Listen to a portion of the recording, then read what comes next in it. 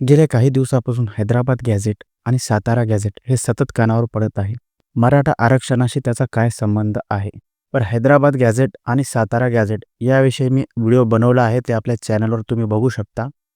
आज आपण बघणार आहोत हैदराबाद व सातारा गॅझेटमधील मुख्य फरक. हैदराबाद गॅझेट आणि सातारा गॅझेट यामध्ये अनेक महत्त्वाचे फरक आहेत. हैदराबाद गॅझेट हे पूर्णपणे निजामशाहीच्या नियंत्रणाखाली होते. त्यामध्ये फक्त निजामाचे आदेश आणि हुकूमत जाहीर केले जात असायचे. त्यामुळे सामान्य लोकांचा त्यात काहीही सहभाग नव्हता. हे गॅझेट 1948 पर्यंतच होते. सातारा गॅझेट हे भारतीय लोकशाही सरकारच्या अंतर्गत चालते.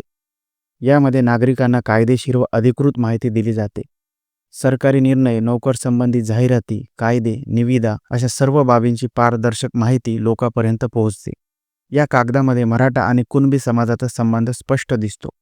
हे गॅझेट आजही सतत प्रकाशित होत असून सर्व नागरिकांसाठी खुले व उपयुक्त आहे.